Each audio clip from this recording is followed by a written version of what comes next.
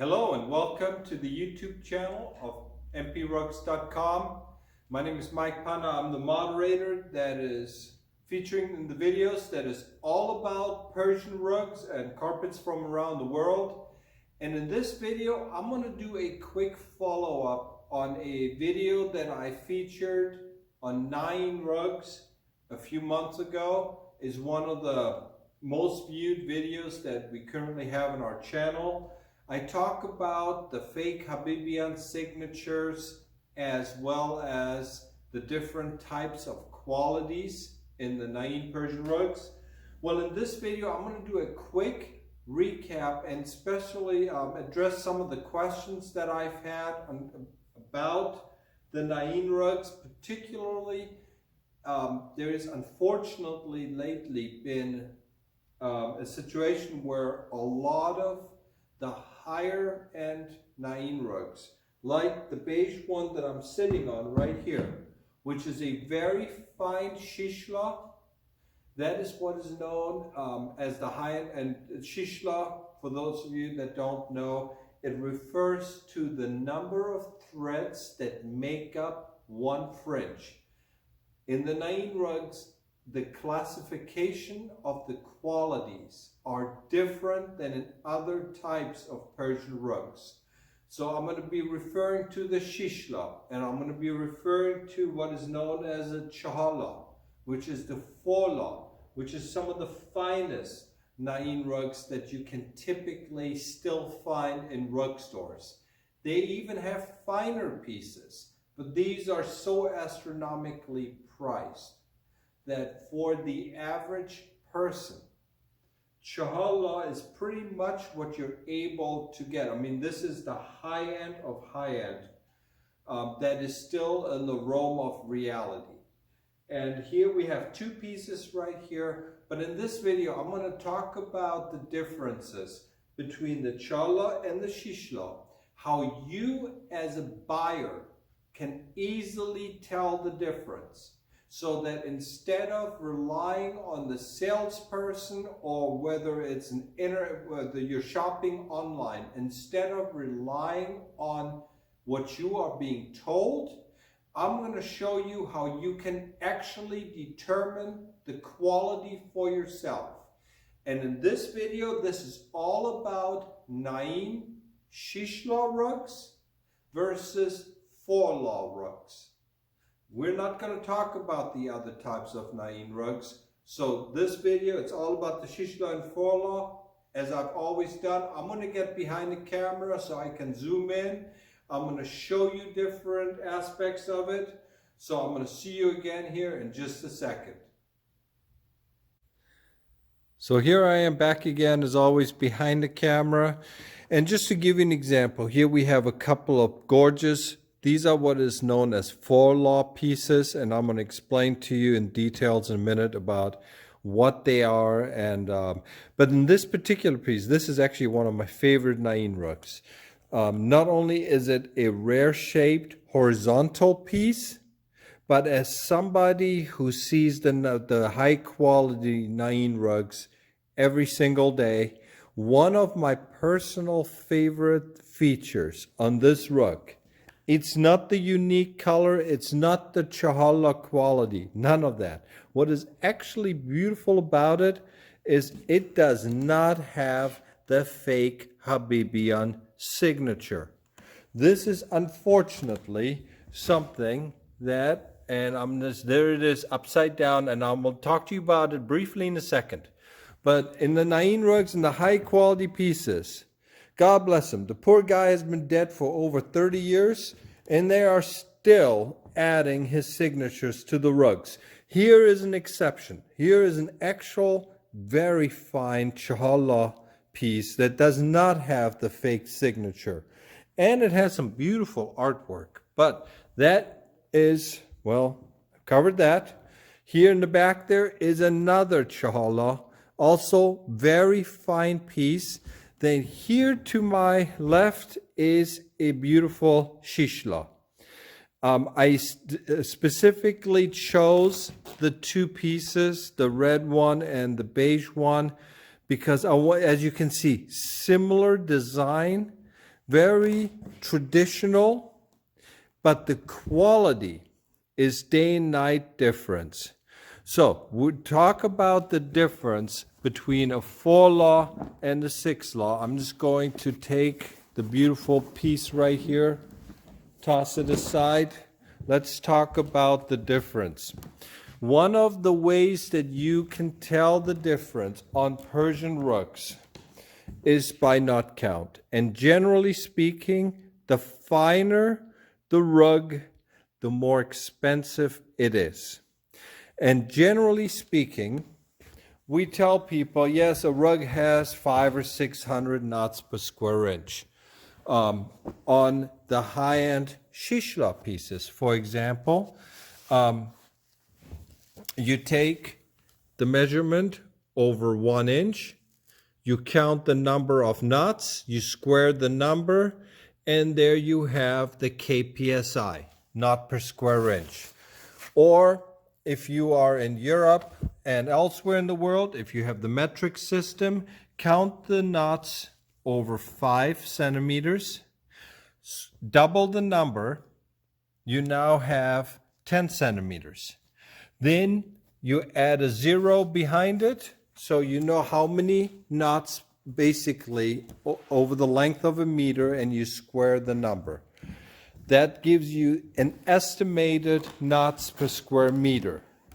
But when you talk about the difference between a shishla and a chahala, we have had very, very fine shishla pieces that had a higher knot count than the chahala.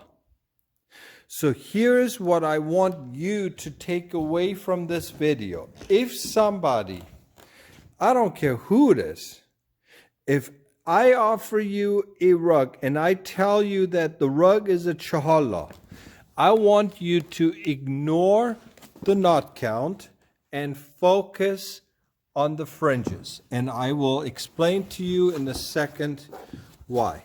Here we have the fringes of a shishla versus the fringe of a chahala. What is the difference? The difference is one single fringe on a chahala.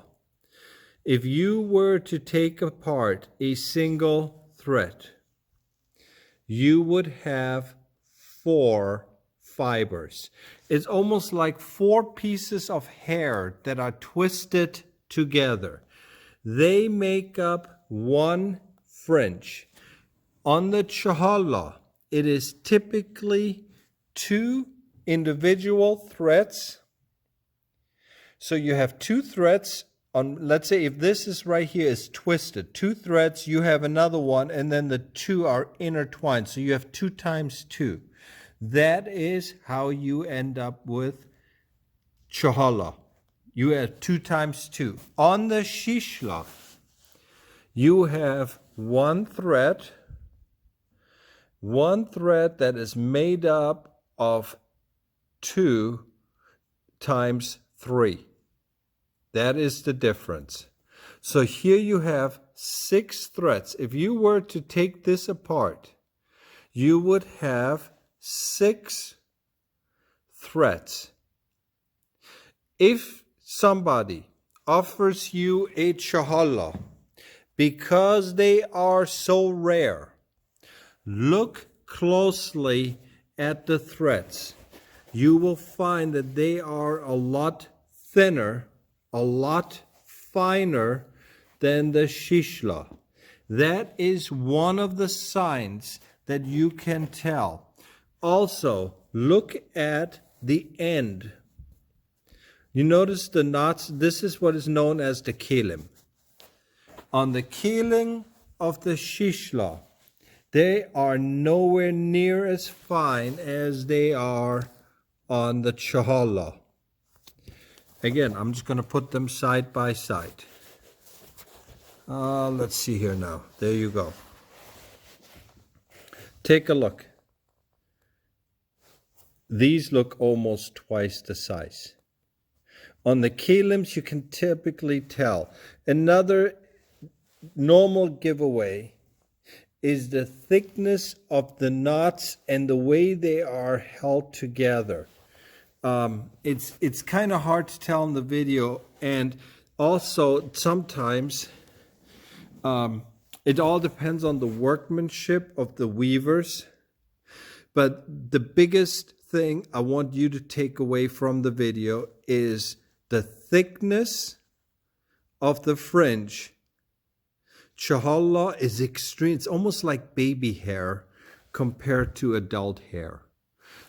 For those of you that have children, you know exactly what I'm talking about. Small children have very fine hair. That is one of the best ways that I can tell you is the difference between a chahalla and a fine shishla. Now, I've talked about, one of the things I've talked about over and over and over again is the signatures. As is common, and again, I'm just going to show it to you here. Here is the Habibian signature, and this is on a chahalla piece. It's fake. It is not a genuine Habibian. But it is put there because the weavers know that most retailers will sell them sometimes, especially the forelaw pieces, as genuine Habibian. So don't let them fool you into it unless they have darn good proof, and they better go under the assumption that it is not. What you have is a very fine rug, and you notice in the design, and again, I specifically chose these two pieces side by side. You can see there is silk highlights, which, because it's a light colored piece, it's a little bit harder to tell. Like I said, I picked the two because I wanted the same design. We have many other shishla pieces. But you can see, for example, you see all the white right there in the design? That is all silk. The same here. All of the white that you see is all silk. This is very, very typical. The difference being that we have the forelaw pieces very similar to the shishla in terms of the silk highlights. The main difference is these are a little bit thinner, a little bit softer, and a lot more expensive. I'm just letting you know. You're basically looking at two rugs virtually almost the same size. The difference between the two is the price, and this is almost twice as expensive. So chahalla, they have become a real novelty. These are highly collectible pieces, and in the chahalla pieces, this is where you also get these rare types of designs. Like I said, here's a perfect example. This is what you would expect to see. Now, I'm just going to give you an example. Here is a piece that is roughly 3 feet by 5 foot, 1.5 meters by 1 meter. This piece is the price of it, in case you're wondering, is almost the same as the Nain Shishla, that is more than twice the size. So this rug, both Nain Shishla,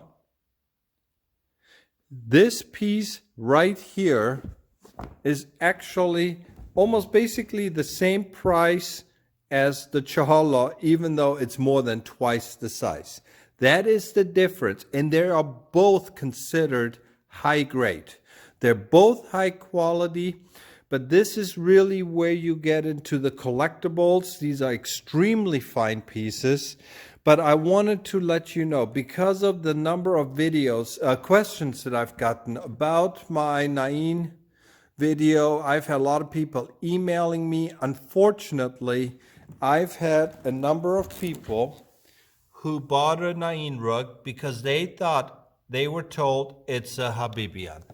So they have seen my videos, and so I thought I'm going to do a follow-up. I have made another video where I talked about the shishla pieces, and so I thought I'm going to introduce you to a couple of 4-law pieces because these are extremely rare. They have become almost like collectibles. So I hope you liked the video. I hope it's of help to you, especially those of you who are looking at either Nain rugs or maybe looking for information about them. As always, feel free to let us know if you have any questions. Leave them in the comments section. Also, email us or visit us at mprugs.com. Feel free to subscribe. Let us know if you have any questions, comments. And as always, we're going to be hopefully adding more videos soon. So best wishes from us all. Take care. Take care. Bye-bye.